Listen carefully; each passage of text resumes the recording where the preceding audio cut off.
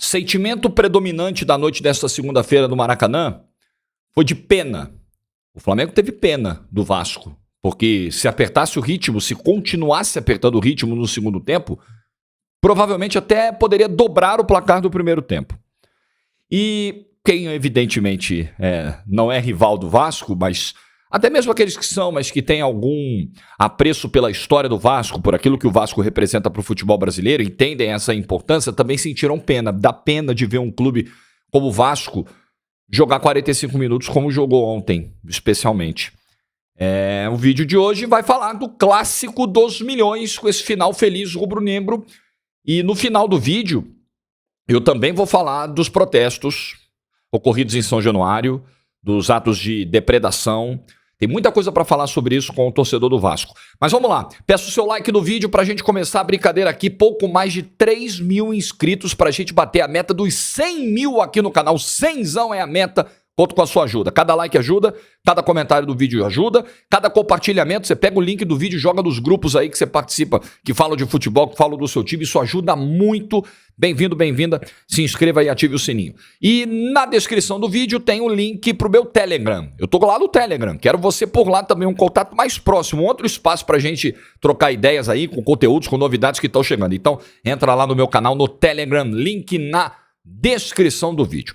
Vamos, obviamente, começar pelo lado vencedor do jogo. São 8 jogos de invencibilidade. Lembra que o Sampaoli falava muito em contundência, contundência, contundência? Ontem a gente viu contundência, precisão. O Flamengo converteu 4 das 7 finalizações do primeiro tempo. Há uma evidente melhora em relação ao início da temporada no aspecto físico.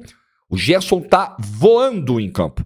O Gerson é um jogador extremamente técnico, extremamente versátil, ele ajuda na recomposição, ele ajuda no início da construção das jogadas, ele muitas vezes pisa na área e obviamente que para esse jogo intenso ele precisa da questão física. E o Gerson no início de 2023 definhava fisicamente. Vocês lembram, por exemplo, o jogo da Supercopa do Brasil lá contra o Palmeiras? E o Flamengo como um todo passou por isso nos primeiros meses da temporada, a gente já fez vídeos repetidos sobre esse assunto aqui no canal, muito em função da longa pausa que teve entre 2022 e 2023, um período de férias muito maior do que o padrão e que provocou, a impressão que a gente tem, um déficit físico. Evidentemente, se essa não for a razão, eu como especialista posso estar, não especialista, como leigo, posso estar falando uma grande bobagem, mas coincidentemente, à medida que a temporada foi avançando, os jogadores foram ganhando esse ritmo, foram recuperando, o nível físico melhorou. Então o Gerson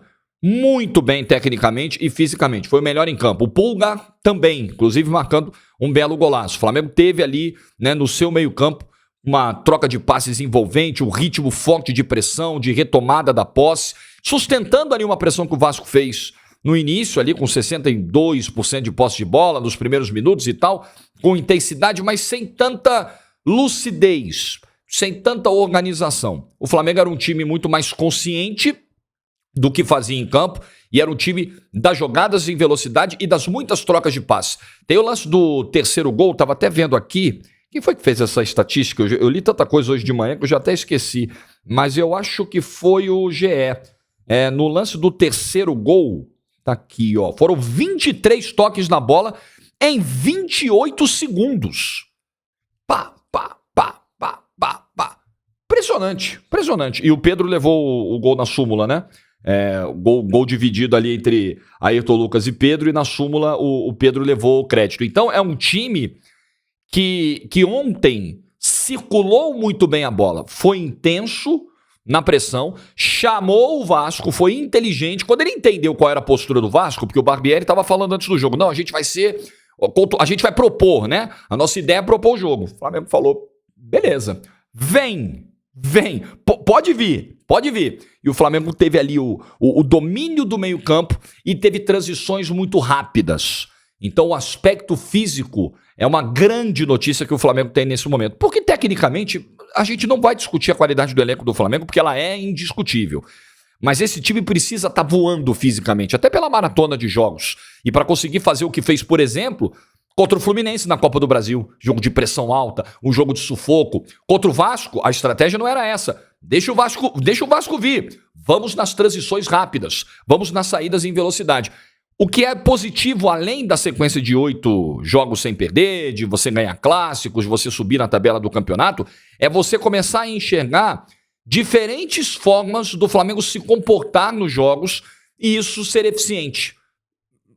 Versatilidade, né? Plano A, plano B, o Flamengo entender o que cada jogo está pedindo. Claro que você tem um plano central de jogo, ok, é natural. Mas, e é muito do Sampaoli isso, né? De você moldar o teu time aquilo que o jogo está pedindo. E isso, o Flamengo tem qualidade de sobra para responder quando bem feito, quando bem executado, quando bem assimilado e quando o time está bem fisicamente e bem mentalmente. Porque você sai um pouco... São jogos que dão muita moral. Você elimina o Fluminense, que era o favorito, sei lá, de 7 em cada 10. Não, vai passar o Fluminense. Você ganha moral, você ganha corpo. Você mete 4 gols num clássico contra o Vasco. Na casa do Vasco, tá? O mando era do Vasco, tinha bastante torcedor do Vasco. Você mete 4 gols no primeiro tempo contra o teu maior rival. Isso vai te dando moral. Era o que o Flamengo precisava. O Flamengo era um time emocionalmente abatido, porque ele perdeu muita coisa no início do ano. Muita coisa relevante, muita coisa grande no início do ano. Então, você pegava o Flamengo semanas atrás, se eu fizesse um vídeo no canal, era sinal amarelo, preocupação, sinalzinho verde. As coisas estão começando a caminhar. Claro que o Flamengo vai ter que sustentar isso no longo prazo. Não pode se complicar no jogo contra o Racing. O jogo é central na Libertadores quinta-feira, né? Tem que seguir na Copa do Brasil bem, dependendo do que o sorteio vai dizer. A cobrança vai estar sempre ali. Mas o torcedor do Flamengo sempre soube que do elenco ali tem muito o que tirar. Só que ele não estava vendo isso acontecer. Ele começa a ver de novo. Então os sinais para o Flamengo são muito bons. Para o Vasco, gente. Para o Vasco. Ontem o Barbieri arriscou muito. Tem que jogar o Orelhano de qualquer jeito e tudo mais, não sei o quê. Mas aí o Vasco teve um grande problema ontem de marcação, de recomposição defensiva, de compactação entre os setores, que aí você tem, o Alex Teixeira já não é muito de marcar, o Jair sobrecarregado, o Galarza, cara, o que foi o Galarza no lance do terceiro gol, do quarto gol do Flamengo? O que foi o Galarza? Partindo quilômetros à frente e vendo o Ayrton Lucas passar como se estivesse passando por uma tartaruga. O que foi o Galarza? Mas acho que muito vítima também de um risco que o Barbieri correu e que era algo que não estava bem mecanizado para ser executado num clássico, né? Contra um time da qualidade do Flamengo. Então ele tenta abrir mão um pouco ali de uma postura mais cautelosa, vai para cima. Uma coisa é você tentar propor o jogo. Outra coisa é você se lançar loucamente, que foi mais ou menos o que o Vasco fez nos primeiros 10, 15 minutos, e não ter uma recomposição defensiva adequada. O Flamengo achou esse espaço no meio-campo e com a qualidade que o Flamengo tem, o Flamengo deitou no meio-campo. Então aquele espaço entre o Jair, o Galarza e os zagueiros, aquilo ali foi mortal, aquilo ali foi um suicídio praticamente do Vasco. Ali o Vasco perdeu o jogo. Numa estratégia que, obviamente, não estava encaixadinha. E aí você fazer isso contra o Flamengo, né? Todas as vezes que o Vasco tentou propor, o Vasco teve dificuldades. Eu me lembro muito do jogo contra o Santos, por exemplo, em São Januário. O Vasco perde o jogo num contra-ataque. Ontem ele levou alguns contra-ataques, né? Perde o jogo no contra-ataque, cruza um monte de bola, tenta um monte de situação e não consegue porque falta ali um pouco de refino, falta um pouco ali de lucidez e tá faltando convicção pro Barbieri, porque ele vê as ideias iniciais não dando certo, recebe um monte de pressão externa e aí ele tenta se adequar, assim, ele tenta mostrar que tá ouvindo o torcedor, ele tenta mostrar que vai conseguir fazer aquilo que o torcedor quer, tenta responder um pouco, mas aí esbarra em outro problema. Falta de qualidade desse elenco. Elenco curto. Esse é um dos grandes problemas, talvez seja o grande problema do Vasco. Eu acho que o trabalho do Barbieri ainda não deu tudo que podia dar. Eu acho que o Barbieri, inclusive, eu não sei se ele consegue mais encontrar soluções hoje, eu não sei mais se ele consegue encontrar ambiente. Parece que com o grupo sim, né? O grupo parece que abraçou ali o Barbieri depois do clássico e tal, mas eu não vejo hoje muitas condições do Barbieri seguir e dar uma resposta nesse time. Mas independentemente da sequência do Barbieri ou não, o elenco do Vasco claramente precisa ser reforçado e, assim, precisa ser bastante reforçado para a sequência de um campeonato tão difícil como o brasileiro. O Vasco é o vice-lanterna do campeonato brasileiro. O Vasco tem também uma questão hoje de tomar um gol e se desestabilizar por completo. E isso aconteceu ontem de novo. Porque, obviamente, você está mentalmente mais frágil. A tua confiança tá perdida. A confiança do Vasco está perdida. São muitos problemas. Eu não sei se o Barbieri é capaz de solucioná-los, mas os problemas não são todos do Barbieri. Até acho que o Paulo Brax fez um meia-culpa aí de que o elenco montado é um elenco insuficiente. Tem brechas. Eu não sei que tipo de mudança, profundidade das mudanças que podem vir do Vasco, mas eu acho que elas têm que vir de alguma forma. Mas não adianta só mandar o Barbieri embora. Estamos vendo um monte de clube tentar fazer isso, né? Ah, manda o treinador embora. Tá, mas vai contratar quem? Ah, não tem dinheiro para contratar. Ué, fica difícil, né? O problema do Vasco não tem uma origem apenas. São vários os problemas. Então, acho que o Vasco hoje, depois daquele começo que foi muito animador, né? Ganha do Galo dentro do Mineirão, faz o jogo que fez contra o Palmeiras, né? Abre 2-0 no Maracanã cheio e tal. O Vasco deu ali uma esperança, mas isso não se confirmou, porque no Campeonato Brasileiro, e isso vale para outros times, até alguns dos quais eu falo mais vezes aqui no canal, né? Você pode ganhar alguns jogos no início, você pode ganhar 2, 3 jogos e dar uma esperança, mas no longo prazo, se você não estiver fortalecido em termos de peças para encarar o que vem, no tamanho que vem, na magnitude que vem, não adianta. O campeonato de pontos corridos não tem...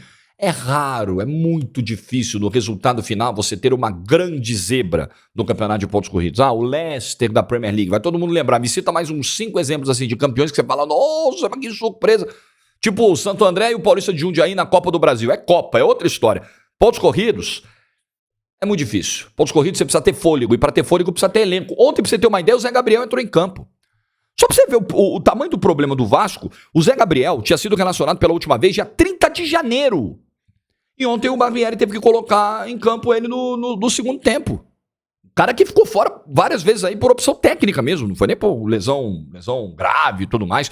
Então você tem muitos caras jovens, principalmente no setor ofensivo.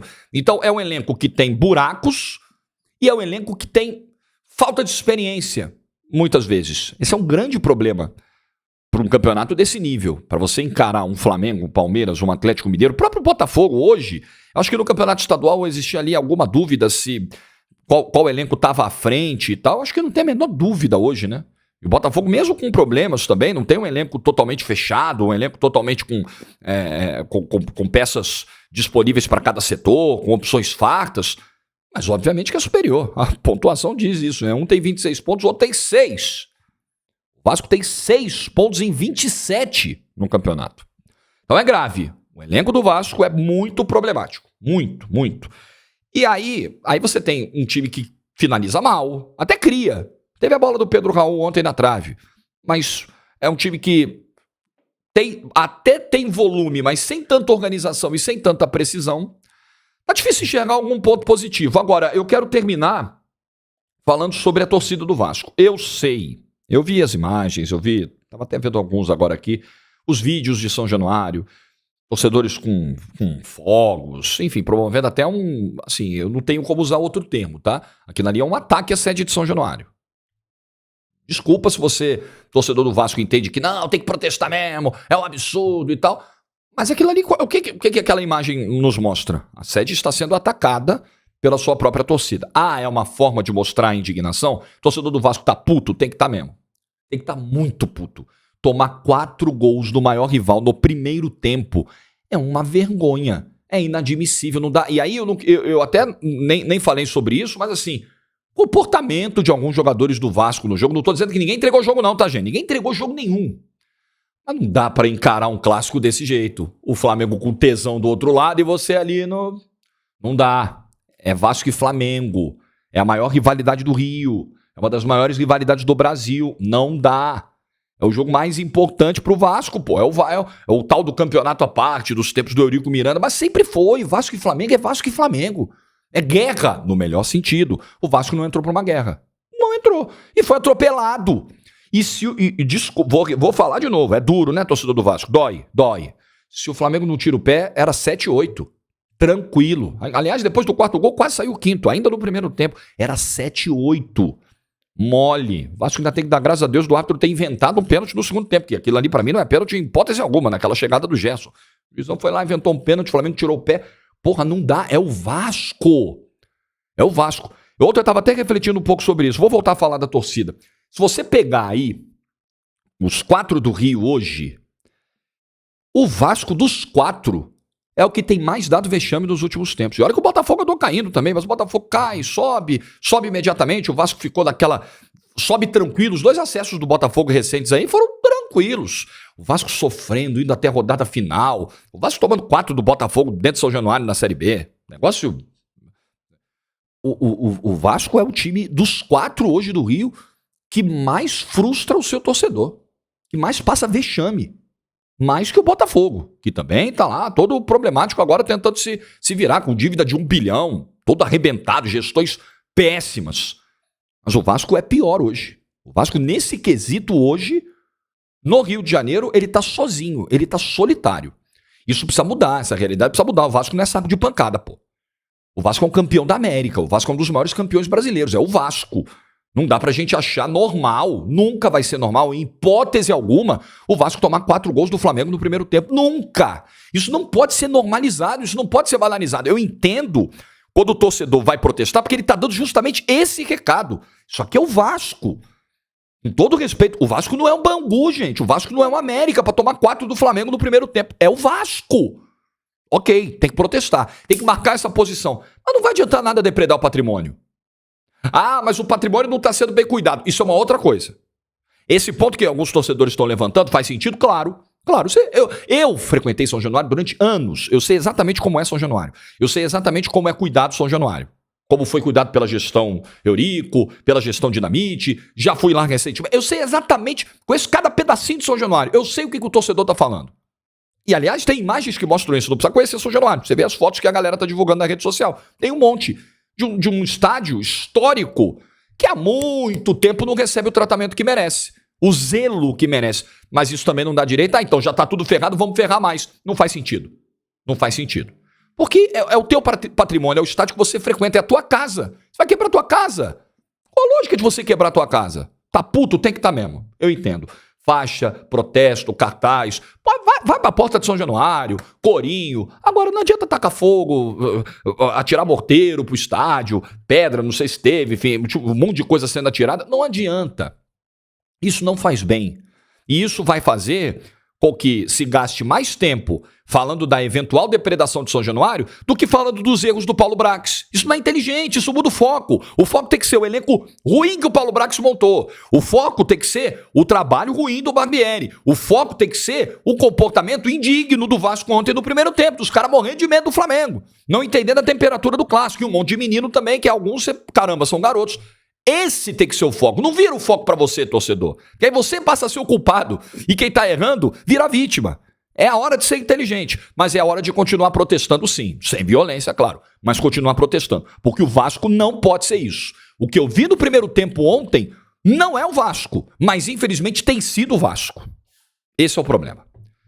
Ficou até o fim do vídeo? Deixa o like aí e diz o que você pensa dessa situação do Vasco e do Flamengo, né? Acho que o Flamengo engrenou de vez na temporada, com essas 8 partidas de invencibilidade, com os sucessos aí nesses clássicos. Deixa nos comentários pra gente. Boa terça-feira pra todo mundo, juízo e tchau.